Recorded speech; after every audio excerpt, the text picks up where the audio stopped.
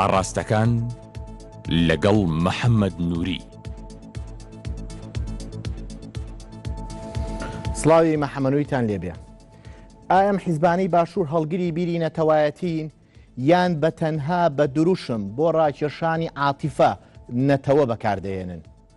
ئایا حیزبەکانی ئێرە ئەو دیێرە شعرەیان بەسەردا جێبەجێ دەبێت ئەگەر ئەتەوێ بژی بەخۆشی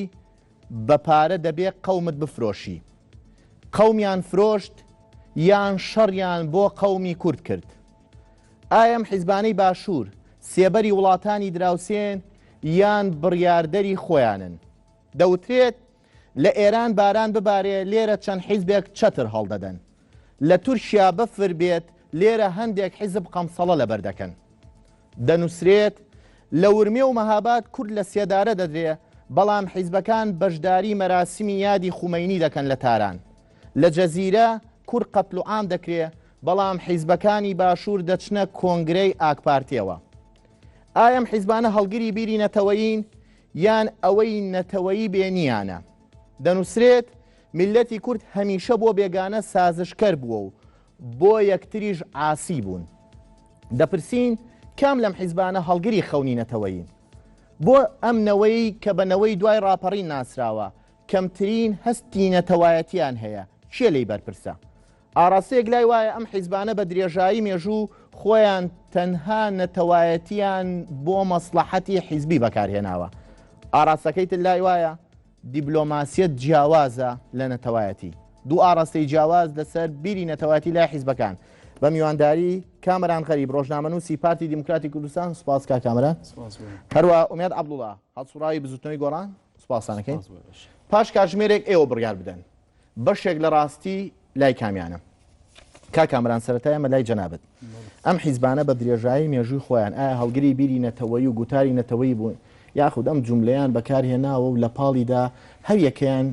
پیا و یاخود سێبەری وڵاتێکی دراوسێ بوون؟ بەڵێ کاک محەممەد، ئێمە بۆ ئەوەی کە باس لە شوناس و گوتاری نەتەوەی بکەین پێویستمان بۆ هەیە کە بگەڕێنەوە بۆ ڕابردوو شۆڕشەکانی کورد یەک لە دوایەک باش لە شۆڕشی شێخ سەعیدی پیران و شۆڕشی ڕۆژهەڵات کۆماری مەهاباد کە دواوە هەروە شۆڕشی لول و تاکووەگا بەم قۆناغا. ئێمە کە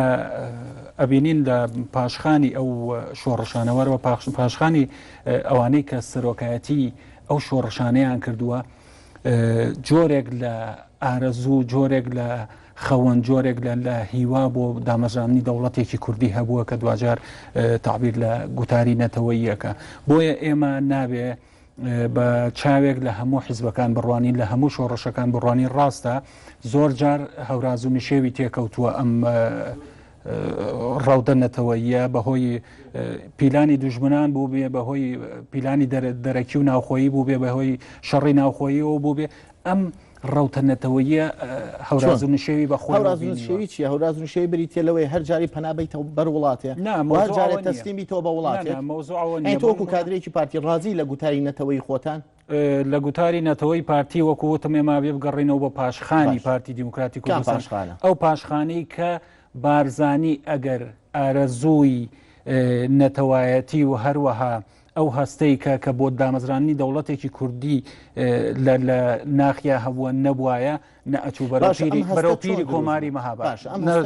نەدەچوو بۆ پاراستنی کۆماری مەهاباد. هەروەها پارتی دیموکراتی کوردستان لە سەرەتای دامەزراندیەوە لە ساڵی 1946 جگە لە پەیڕۆ پرۆگرامی خۆی پەیڕەوێکی تری هەبووە بە ناوی پرۆژەی نەتەوەیی، پەیمانی نەتەوەی پارتی دیموکراتی کورد جێبەجێ کردووە. ئەم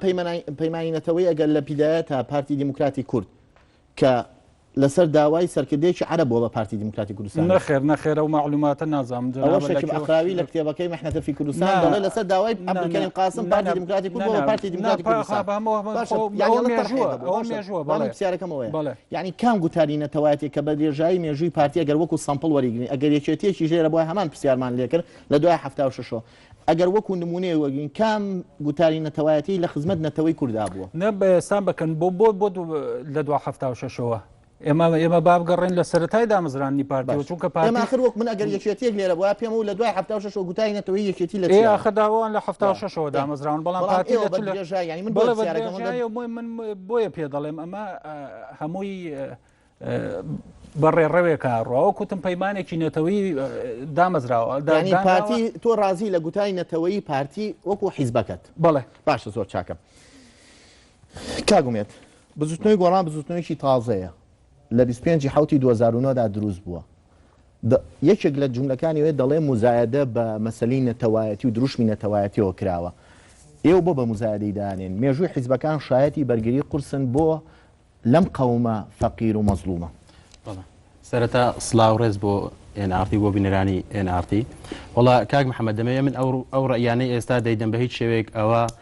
ینی خەڵک وا لێشی نەداتەوە کە بزوتنەوەی گۆڕان دژی دامەزراندنی دەوڵەتی کوردی و یان گوتاری نەتەوەی نیە چونکە لە ڕابردوودا ئەمە ئەو مەشروعانەی پێشکەشمان کردووە سەرمەشق بووین لە داواکردن بۆ دامەزراندنی دەوڵەتی کوردی بەڵام لە ڕاستیدا دەوڵەتی کوردی ئەوەندەی کردارە نابێ ئەوەندە گفتاربی یعنی دەوڵەت دەبێت دروست بکرێت ئەو جارا بگەێنرێ بەڵام لێرە بەشێک لە لایەنەکان ئەوەندەی باز لە دروستکردنی دەوڵەتی کوردی ئەکەن ئەوەندە کاریان بۆ دروستکردنی دەوڵەتی کوردی نەکردیە لە تاریخی لە مێژووی حرەکەی کوردیدا یعنی دەوڵەت پێش ئەوەی ڕابگەێنرێ دەبێت دروست بکرێت اینجا ڕابگەێنرێ و مەسلەی دەوڵەتی کوردیش کاک محەممەد کۆمەڵک سەوابەتی پێویستە بۆ حیزبانی بۆ بەسەراحەت پێم ناڵێ کام حیزبە بە گفتار و بە دروشم بەکاری هێناوە بۆ مەسلەی کاک محەممەد خۆ عنی ئەمە هەمومان ئەو واقعە نەخوێنینەوە زۆر جار لە کاتی دروستبوونی کێشە و کێشەیەک لە کوردستاندا قەیرانێکی گەورەتریان دروستکرە بۆی بە خەڵک ینی بە خەڵک بڵێن کێشەی موچە کێشەی ئاو کێشەی کارەبا کێشەی ئازادی ئەوانە هیچ نی چیە بوونەوە حیزبە بۆ بە سەراحەت نایڵێ ئەوانەی کە لە ساڵی 92 فەرمانڕەوای هەرێمی کوردستانێکی پارتی لە بەردەمایە بەڵێ بۆ پیناڵی خۆ پارتی دموکراتی کوردستانێک بوو لە هێزانەی کە لە ساڵی 92دا دەسەڵاتی هەبوو لە هەرێمی کوردستان و پشتی ڕەنگە پشتی شێر بەر پارتی دموکراتی کوردستان بکەوێت لەوەی نە هەر لە دواخستنی گوتاری نەتەوەی جگە لە دواخستنی گوتاری نەتەوەی لەوەی کە پایەکانی دەوڵەتی کوردیان لەسەر ئەرزی واقعدا نەچەسپانێت چونکە بەڕاستی کاک محەممەد دەوڵەتی کوردی لە دوای نەوەیەکەوە پایەکانی دەوڵەتی کوردیان نەچەسپانوە کاک محەممەد پایەکانی دەوڵەتی کوردی بە چیە چەسبێ مابینین لە دوانەوە دویەکەوە شەرعەتێکی شۆڕژگێڕی هەبوو بەرەی کوردستانی بۆ یەکەم جار بەڕێز مەسعود بارزانی لە شاری کۆیە لە ساڵی 92 داوای هەڵبژاردننی کرد کە یەکێکە لە پایەکانی دیموکراسی بەرەوە دواوەش بۆ دامەزراندنی دەوڵەت کە ئەوەش بەداخەوە هۆکارێک بوو کە ئەوەی هەندێک هێست پێیان تەقبول نەکرێ و شەڕی ناوخۆ دروست بێتە ئاراوە بۆ یەکەم منجار سەرۆکی پارتی دیموکراتی کوردستان داوای هەڵبژاردننی کردووە ئەمە بە شێوەیەک لە شێوەکان ئەمە تۆ تاوەکو شەرعیەتی شۆڕژگێڕی نەگۆڕی بۆ شەرعیەتی یاسایی ناتوانانی ینی پارتی سەرمەشق بوو لە گۆڕینی شەرعەتی بەڵێ بە دڵنیاییەوە لە گۆڕینی شایەتە یعنی تۆ بە بەڵگەوە قسەم بۆ بکە وەڵا کاک محەممەد خۆزگاوا با یعنی پارتی سەرمەشق با لە گۆڕینی یان لەداهێنانی سیستمی دیموکراسی کە هەڵبژاردنیەکە لە پایە گرنگەکانی دیموکراسی بەڵام ئایا من لەو برادەرە دەپرسم ئەگەر کاک مەسعود لە ساڵی 1992 هەمومان وتارەکەمان گوێ لێ بۆ ماشەڵڵا زۆر لە ڕاگەیاندەکانی خۆیان لی دەدەنەوە ئەو کات داوای هەڵبژاردننی کردیە ئەی بۆ ئێستا دژن لەگەر بنەماکانی دیموکراسی ئەی بۆ ئێستا نایەن پستی سەرۆکایەتی هەرێمی کوردستان لە پەرلەمانی کوردستان یەکلایی بکرێتەوە بۆ ئەوەی وەڵام باشە ئێوە باز لەواکەن کە هەموو شتەکان ببرێتەوە بۆ پەرلەمانی کوردستان ئێمە دیکتاتۆریەتی زۆرینەمان هەیە لە پەرلەمانەوە ڕێزی من زۆرینە تۆ پەنجای زایدیە دەتوانێت دیکتاتۆریەتێک بسەپێنی بەسەرەوەیە کە لە جیاتی ئەوەی 5 ملیۆن خەڵک بڕیان لەسەر سەرۆکی ئەوەندە خەمی خەڵکتانە ئەوەندە خەمی خەڵکتانە تو ئەی باشە خەڵک کارەبای نیە ئاوی نییە موچەی نییە بە هەزاران گەنج ڕوویان لە ئەوروپا کرد لەسەر ئەوەندە خەمی خەڵکتانە وەڵامی ئەوەم بدەرەوە ئایا یا 111 کەس دەتوانن بڕیان لەسەر چارە نووسی میلەتێک بەنیا میلەتە باش 111 کەسە چی هەڵبژاردیە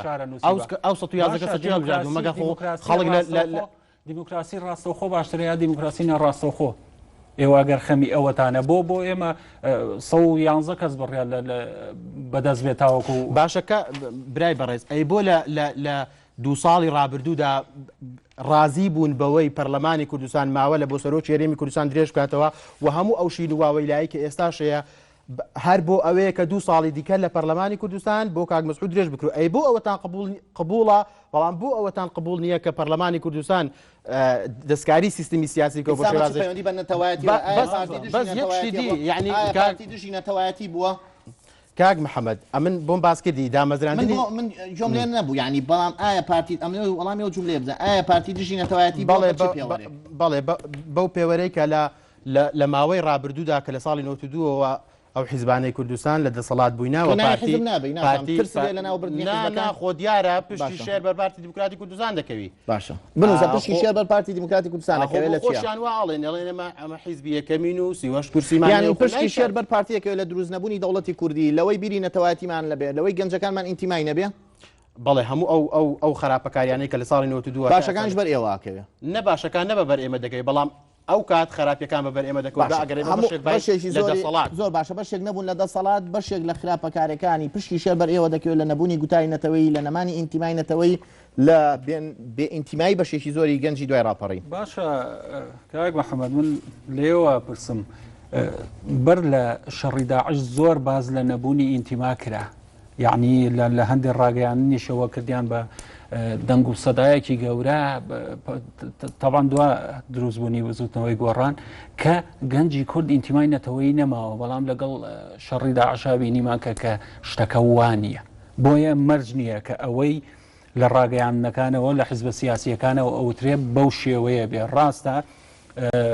خەلەل هەیە لە ناو ئەحزابە لە ناو سەرکردەکانە لە ناو باشە بەڵام ڕێیەکیش لێ دەڵێن لە ئێران باران بارێ لێران دە حیزب قەمسەڵە لەبەرەکەن یان چەتر هەڵەیەن لە تورکیا بە فربارەی قەمسەڵە لەبەرەکەن شتەکە من بەو شێوەیە نبینم ئێمە بمانەوێ نەمانەوێت کۆنگری ئاپارتیتان کرد بڵێ ئێوە یەکێتی و یەکگرتو و کۆمەڵ بڵێ باشە خۆ پارتی پێشتر یەکێتی و یەکگرتو و کۆمەڵ پارتیان تۆمەتبارە کرد کە پەیوەندیەکی ژێربەژێری هەیە لەگەڵ پارتیا خۆیان بۆ بەژاریان بەڵام ئێوە بۆ نەچوون لە جەزیرە بەشداریکەن کە کوڕ قەتل و عامەکرا لە جەزیرە بەڵێ ئەو ڕۆژە وەفدی پارتی دیموکراتی کوردستان کە چوو بەشداری کۆنگری ئاک پارتی کردووە بە هەمان شێوە سەردانی حیزبە کوردیەکانی بەڵامەکانی خۆیان گوت قەتل و عامەی جەزیرە بگرن لانی کە هەتا ئەوەی کە ئێمە لێرە بۆی بەڕووسوری گۆڕان بەیاننامەیەکی دەرنەکرد لەسەرەوە بەڕێزم بەیاننامەیەکی دەرنەکرد لە بزوتنەوەی گۆڕان جارێ بزوتنەوەی گۆڕان بەشداری لەو کۆنگرێ نەکرد پێش بڵێم ئەوە شتێکی زۆر گەورە نییە کە ئەوە شتێکی زۆر گەورە نییە کە بزوتنەوەی گۆڕان کردی بیتی ئەوە بەیاننامەیەکی لەسەر ئەحداسەکانی جەزیرە دەرنەکرد دەری نەکرد بۆ دەری نەکرد ئێ باشە بەیاننامە چیە بەیاننامە تعبیرە لە مووقیفی سیاسی ئەو بزوتنەوەی بەشداری نەکردن لە کۆنگرەی ئاک پارتی لە کاتێکدا بەڕسمی بەڕێز ڕێخەری گشتی داوت بەشداری نییە مەوزوع بەشدار نییە بزوتنەوەی گۆڕان حزبێکی لۆکاڵیە نەبا بە دیارە جارێ با پێت بڵێن حزب ئەنگۆ زۆر غەڵەت لە حزب حزب نابێت جیهانی ببرای بەڕێز دیارە ئێوە بە تەمان سەرۆکاتی وڵاتیەکەتوەکانی ئەمریکاش بەدەست جیهانی نییە بەڵام لۆکاڵی چیە نازانەوە لۆکاڵی چیە ئەمە ڕای شارەزایانی بواری ئەحزابی سیاسی باشە بۆ پارتی بە چ پێوەرێک بزوتنەوەی گۆڕان لۆکاڵیە بۆ پارتی لۆکاڵی نییە برای بەڕێز بۆچی پارتی لۆکاڵیە بە هەموو پێوەرێک دوو ڕەوت هەیە کە دوو حیزب سەرۆکایەتیەکەن لە هەموو کوردستانی گەورەیە کە لۆکاڵی دین پارتی دیموکراتی کوردستان و پارتی کرێکارانی کوردستان کە ئێستا بۆچی گۆڕان لۆکاڵیە وەڵامی ئەو پرسیارە بەرەوە بێدەنمە بە ئایا حیزبی گۆڕان یاخود بزوتنەوەی گۆڕان وەکو ئەم دەڵێ لۆکاڵین ئێوە بە هیچ شێوەیەک لۆکاڵی لۆکاڵی بەوەی کە زۆر جار لە لێدوانی سەرکردەکانیان نابینین کە زیاتر ئەیانەوێ مەبەستیان ئەوەیە کە هەرێمێک بۆ سلێمانی جیا بکرێت ئێوە بوون لێ نەتانش پەرلەمانتارەکانمان بچنە ناو پەرلەمانی کوردستان ئێوە بوون سنووری دێگەڵەتان تۆخ کردو خۆ ئێمە نەبووین برای بەڕێز ئێوە بوون ئێستا ئەو سەیتە ڕێز ماقولی کە وا دەزانی لە وڵاتێکەوە دەچێ وڵاتی چلیکە برای بەڕێز ئەوە ڕاستە زۆر باشە پاشانی کورد دێنەوە بۆلاتان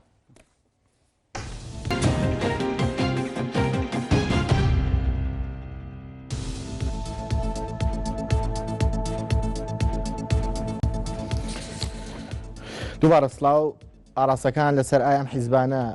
لە باشووری کوردستان لە هەرێمی کوردستان هەڵگری بیری نەتەوایەتین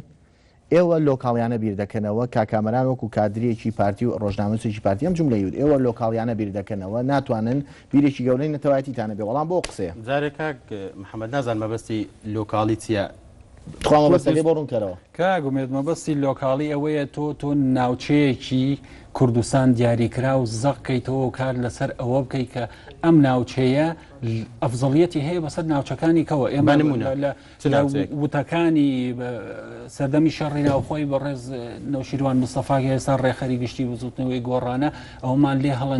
هەڵەنجەی کە هەولێری بە گوندێکی بچوو ئەو قسەی ئەسڵ ئەساسی نییە ئەو قسە زۆر سوایە ئەو قسەی خەڵک پێی باوەڕ ناکە ئەوەی کە هەولێر گوندێکی بچکەی نەخێر بەڕێز ڕێخەری گشتی فتراوتی ئێمە ناچارمان مەکەن کە هەرێمی سلێمانی جیاب بکەینەوە ناچارمان مەکەن یعنی چی ناساریان مەکەن بۆی سزان مەدەن بۆی باشە ئەگەر ناچار بووی ئەگەر ناچار بووی تۆ بێ هەرێمێک لە سلێمانی لە جوملەکانی تاواناکەیت ئەوە بۆ دیدەڕەکەی جوملەکانی تاواکە بووی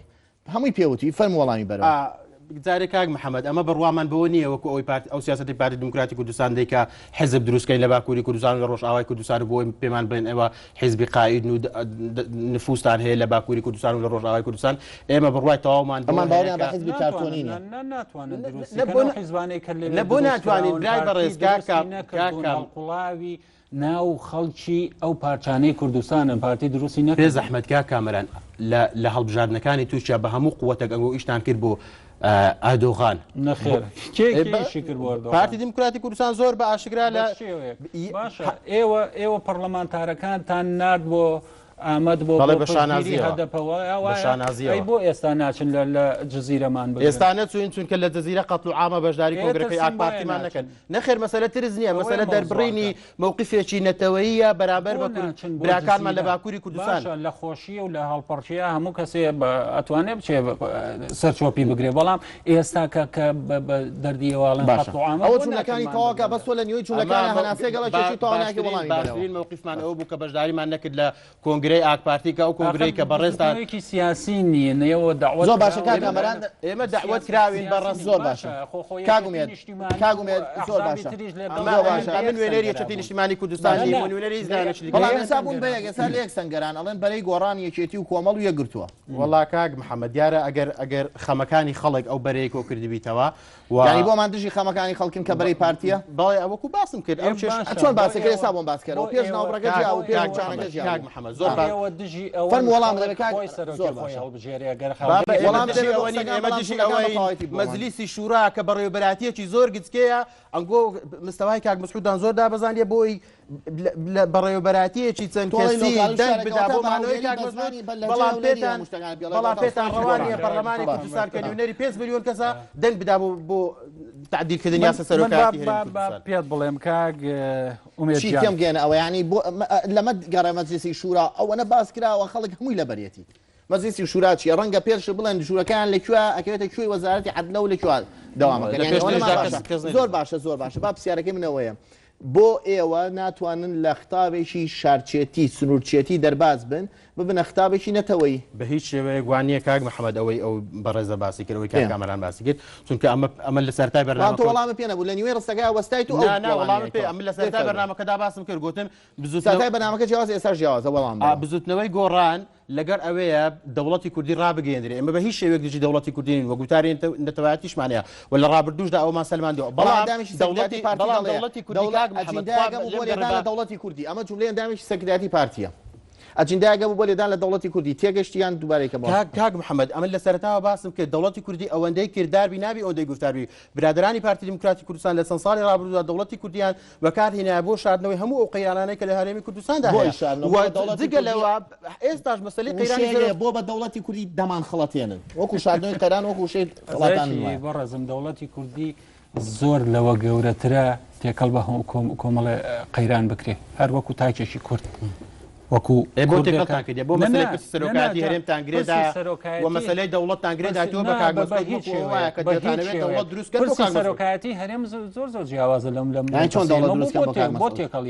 دەیانەوێت کاگمەسعود لە سەرۆکاتی هەرێمی کوردستاندا بمێنیتەوە ئەوجا شەرعیە بە شەرعی دەمێنیتەوە یا بە ناشەرعی دەمێنیتەوە دامەزرانی دەوڵەتی کوردی تاو کاتم مێنێتەوە بۆ خۆتان باسی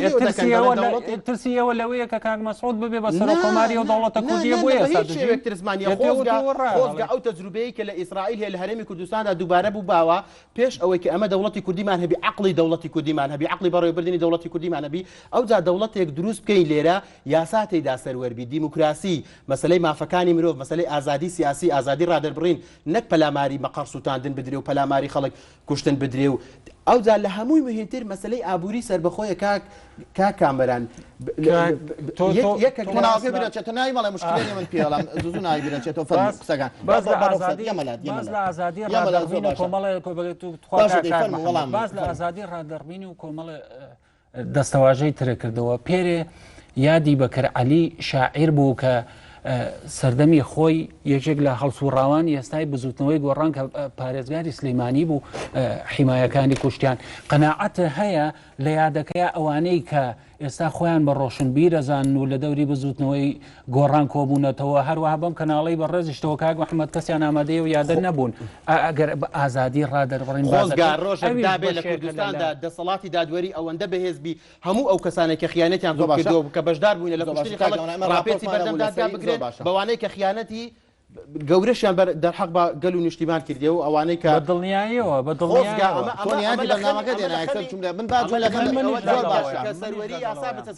سەروەری یاسا کێ بەرپرسە لەوەی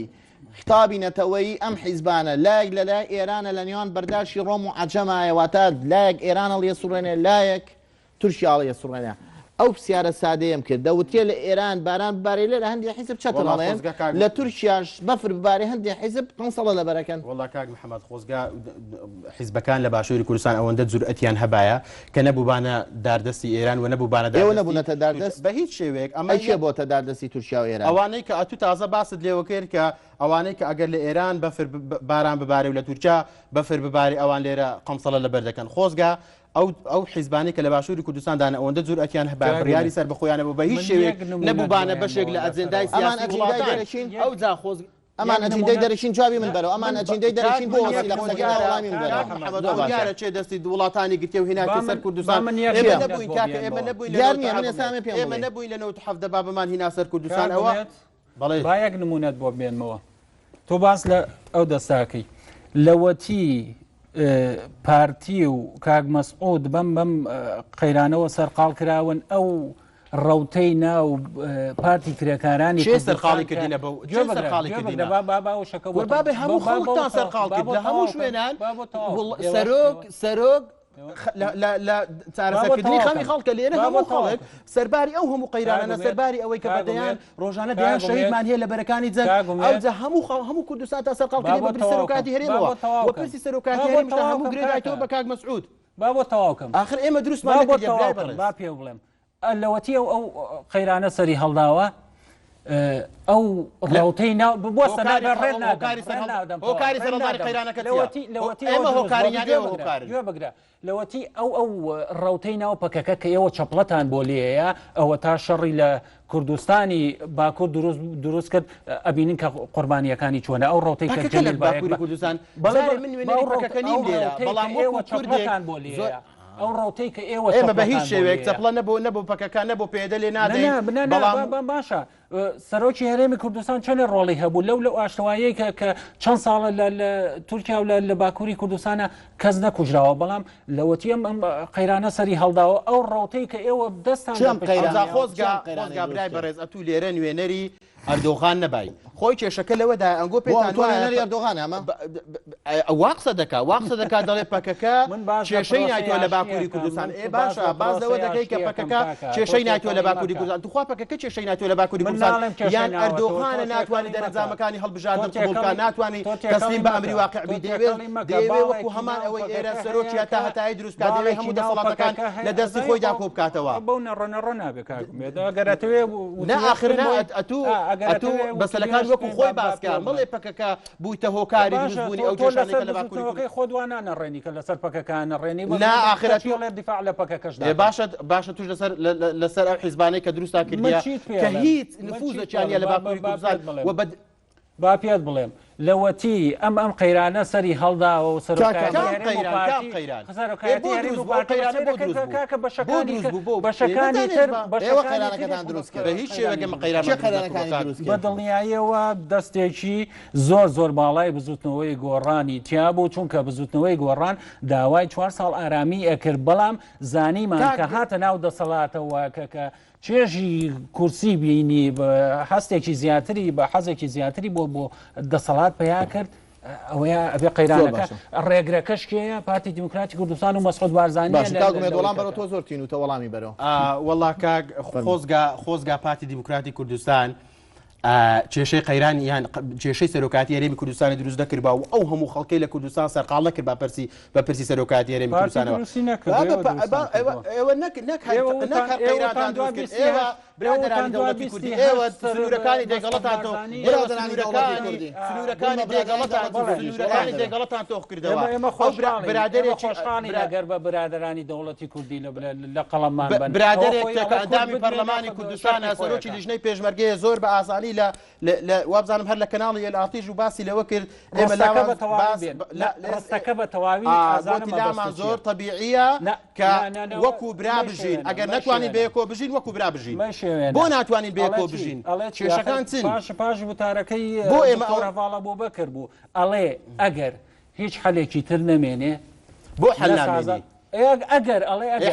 حل لای ئێوە چییە حل لای ئێوە چییە حل لای ئێوە هەموو حیزبەکان بێن بۆ پارتی دیموکراتی کوردستان بسازێن و 2 ساڵی دیکە بە تەواوی دەسەڵاتەکانی بۆ سەرۆکی هەرێمی کوردستان درێژکەنەوە ئەو جا ئارامی کوردستانتان بەوە دەوێت لای ئێوەیە یەکگرتووی ئیسلامی کوردستان لەبەر ئەوەی گۆڕانکاریەک لە مووقفیا پێیان بوو ئەوە تا بارگاکان ئێمە بە هەموو شێوەیە ئێمە بۆ خۆمان قوربانی دەستی بارگا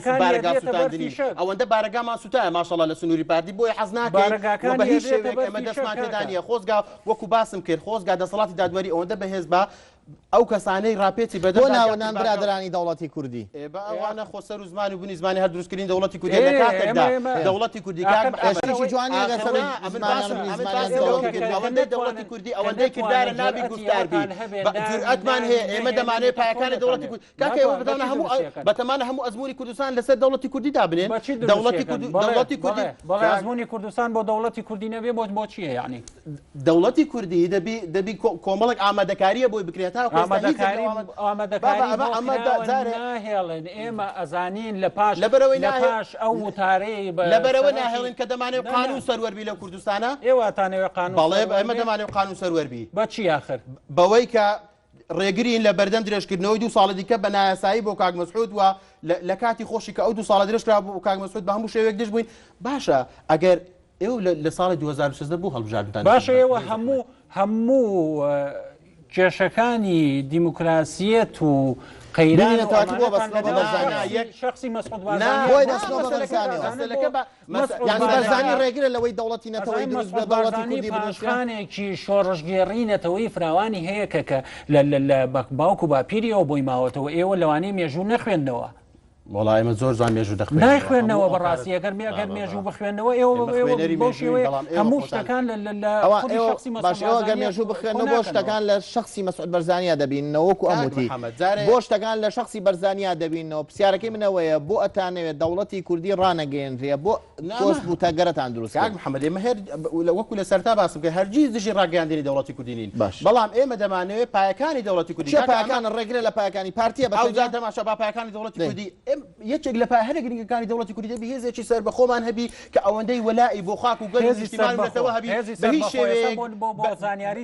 شێوەیەک وەلایی بۆ سەرکردە نەبی بۆ حزب نەبی ئابووریەکی سەر بە خۆمان هەبی کە ئەو ئابووریە نەک ئەوەی کە ئێستا هەیە نەود بە سەر بەخۆ دەفرۆشترێ و ئەوەندەی مەبەستیان بوو لە سەر بەخۆ فرۆشتنی نەود لە دزینی نەود ئەوەندە مەبەستیان نەبوو کە داهاتەکەی بە بەرخەڵکی کوردستان تازەترین زانیاری ئەو فەزاحەتەی کە شەریکەی زیپۆیە کە بە دەیان ملیۆن دۆلار دزرایە فەرموو بە وەزیری سامانە ئێوە سەری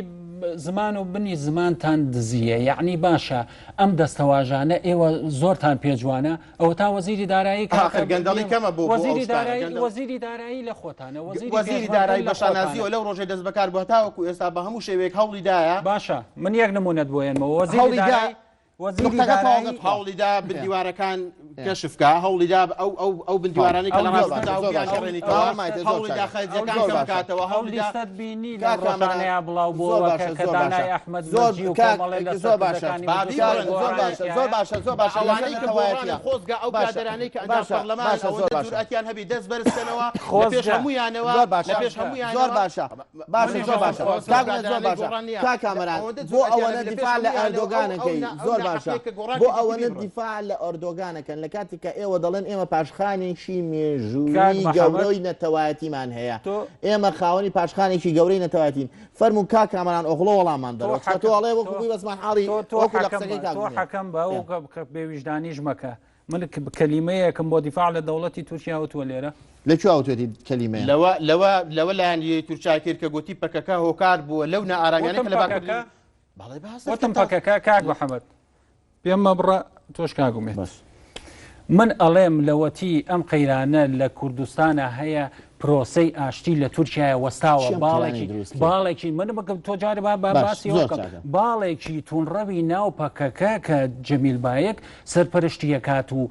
ئەو کاتە یەکێتی و گۆڕان و ئەمانە چەپڵیان بۆ لێدان هۆکاری ئەوەیە کە ئاشتی بەرقەرار نەبێت لە باکووری کوردستان باشە ئەو پارتی لەگەڵەوەی ئاشتی بەرقەرار پارتی لەگەڵەوەی لە کاتێکا بەشداری کۆنگرەی ئاکپارتیشتان کرد لە کاتێکا ئەمە مقەتڵ ئامەژوویە بەڵێ پارتی جیاوازی جیاواز لە دیپلۆماسی بەڵێ پارتی بەشداری لە کۆنگرەی ئاکپارتیا کرد هەروەها ئەحزابی تریژ ئەگەر حەزابی تریژ لێرە بۆ ئامان پرسیارم لێ کرد یەکگرتوو دانیشتایی کێتی دانیشتایە کۆمەڵ دانیشت هەمان پرسیارم لێ بەڵام تۆ کوێنەی پارتی ئەزانەیەکە لە پێناو دامەزرانی پایەکانی دەوڵەتا پێویستی بەوە هەیە کە لەگەڵ دراوسەکانیان بسازێ ئێمە بە شەڕ ناتوانین دەوڵەتی کوردی دامەزرێنین بەڕاستی چ ڕێگر بوو لە دروستبوونی دەوڵەتی کوردی لەم فترەیەدا ئەگەر هەبوو بێ بۆ چوونێگە بوو کە بەم نزیکانە ڕاگەێنرێ کاک محەممەد ئێمە ئازانیت کە ئەم ڕووداوانە هەمووی ئاوها بەیەکەوە بەسراوە پاش ئەوەی کە فترەیەکی زۆر باز لە دامەزرانی دەوڵەتی کوردی کرا ئەبینین بە سیلسیلە ئەو کێشانەی کە بەغدا دووچاری هەرێمی کردەوە بڕینی بودجەی بەغدا چێشە دروستکە بۆ هەرێمی کوردستان بڕینی بودجەی هەرێمی کوردستان ئەو ناشەفافێتەی کە لە بەڕێکردن نەوت لە بۆ نەخێر بەڕێزم ئەی بۆ تۆ دیفاعەکەی لە بەغا ئەی بۆ بنەڵێن تۆ بەزمانی عبادی مالیشە دیفاعکردنە لە خەڵکی کوردستان کە ئێستا بازەکە خەڵکی کوردستان دەیدا ینی پارتی بەرپرس بووە لەوەی خەڵک باجەکە بە بەوە بەرپرس بووە نوێنەری خەڵکی کوردستانن نا بە هیچ شێوێک ئێمە خۆمان پێمانوانی ئەمە باسکردنە لە حقیقەت کاک محەممەد باسکردن لە ئەوەی کە ئێتاوەکو ئێستا سێ مانگە موچە وەرنەگیرە خەڵک لە بەرەکانی جەنگە پێشمەرگە لەو پەڕی بارودۆخی خەمی پێشمەرگەتانە ڕێخەری گشتیەکەتان بەشداری پرسەیەکی پێشمەرگەیەکی یەکرد کە 1200 شەهید دراوە ڕێخەری گشتیمان بە شانازیەوە بەشدار نەبووە لە کوشتنی یەک پێشمەرگە ناڵم بەشدار بووە تۆ باسی چیەکەڵم بەشداری پرسەیەکی یەکە نەی کردووە ئەوە مووقیفەکە بەشدار نەبی لە کوشتنی هاونیشتیمانیانە بسی بەشداربی لە پرسەی لە پرسەی لە پرسەی پێشمەرگە ئەوە مووقیف نییە بە خەڵکی بفرۆشن نەتەواتیەوە چی بووە گوتانی نەتەواتیەوە چی بۆ دەی لە دوای 25 حوتەوەکو خۆتانەڵێن دوای 25 حوتەوە گوتانی نەتەواتیەوە چی بووە بەشداری نەکردنتان لە کۆنگرەیەکە خەڵک دەڵێ مزادێکی سیاسی بووە نەیەکی لێ سەوز بووە نەیەکی لێشین بووە جارێ ئەوە وەکو باسم کرد ئەو مووقیفەی کە نواندیتمان مووقیفێکی زۆر متەوازعانەیە و پێویستی بەوە شانکە ئەوەی کە بەشداری نەکردنمان لە کۆنگرەی ئاکپارتی چونکە ئێستا لە باکووری کوردستان قەتڵ و عام هەیە بۆیە پێویست بۆ هەموو حیزبەکانی باشووری کوردستان لەجیاتی بەشداری لەوە بچوونایە بۆ جززیرە لەوێ ئەندام پەرلەمانەکانتان سوپەرێکی ئینسانیان دروست کردایە دەی بزانمەیان کرد لە دروستیکەن لە جززیرە ئەوەندەی توانی بیتمان مووقیف و هەڵبێتمان بۆ بەرامبەر باکووری کوردستان کاکە لاواز و زەعیفە بەرامبەر باکووری کوردستان و بەشداری کۆنگرەی ئاکپارتیت کردیە ئەو مووقیفە هەموو کەسێ هەموو نەمانی ئینتیما و هۆکاری نەمانی ئینتیما لە ئێستا گوتایی نەتەوایەتی سار بۆتەوە کاڵ بۆتەوە خەڵک ئێساونە نیشتیمانی لا گرنگ نییە بەرپرس لێی کێ بەو شێوە مطلقا نییە ڕاستە بزایەتی سیاسی حیزبەکان ئەم کێشانەی کە دوچاری هەرێمی کوردستان بۆتەوە کاریگەری هەیە لە زۆر باشە چیە بوو ئینتیمای نیشتیمانی کاڵ کردوتەوە گەنج نیشتیمانی خۆی خۆشنەوێ بەو شێوەی ئێستا هەیە وڵا کاک محەممەد ئەتوو پێویستم بەوەی کاتی زیاترم بدێت چووکە کاتم مایتێ وەڵا کاتی زیاترم پێ بدەی بۆی کاتی زیاترم یاتوانانە تازە کاتەکە مەخۆیەسەر بڵێ باشە ویستم باز لەوە بکەم کە جارێ دامەزراندنی دەوڵەتی کوردی دەبی بە پەنجەرەی چاکسازی و عدالەتدا تێپەڕی بەڕاستی ئەگەر ئێمە ئەوەندە خەمی دامەزراندنی دەوڵەتی کوردی ئەسڵانە بێت دەوڵەت دامەزرێت دواوە بێت لە دیموکراسی و چاکسازی بە هیچ شێوەیەک دەبی مەسلەی دەبی پایەکانی دەوڵەت لەسەر ئەرزی واقعدا بتەسبێ ئەو جابی لە دیموکراسیەکی تەواوە هەبوو کە چاکسازیەکی لە سەدا هەبوو کە دامەزراوەکانە هەموو دەوڵەتی خۆت یعنی چی ئەمە نامانەوێت دەوڵەتێک دروست بێ بە هەمان شێوەی ئەو ئەزمونەی لە هەرێمی کوردستاندا هەبووە کە دیوێکی ناشرین ئەزمونەکە پێشانی دنیای دەرەوە دراوە لە ئێستاوەش ئەو دەوڵەتەی کە قرار دیوی ناشرینی ئەزمون پیشانی دنیا بدرایە ئەو بە تەنگەوە هاتنەی کە وڵاتانی جیهان بە تەنکەرێمی کوردستانەوە هاتن نەبوو هەر دوێنێ ئەبینین کە برێت مەگۆرگ لەگەڵ ساڵح مسلم لای سەرۆکی هەرێمن کە ئێواتان و لە 28 تر شەرعەتی سەرۆکایەتی نامێنێ بۆ ئەوەی 5,000 ئێوە پێتان وایە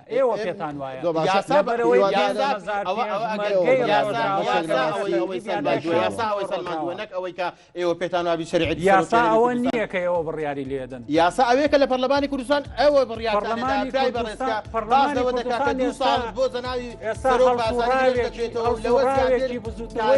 کارای دەشکردنەوەی ئەو یاسا بۆ خۆتە دەکەن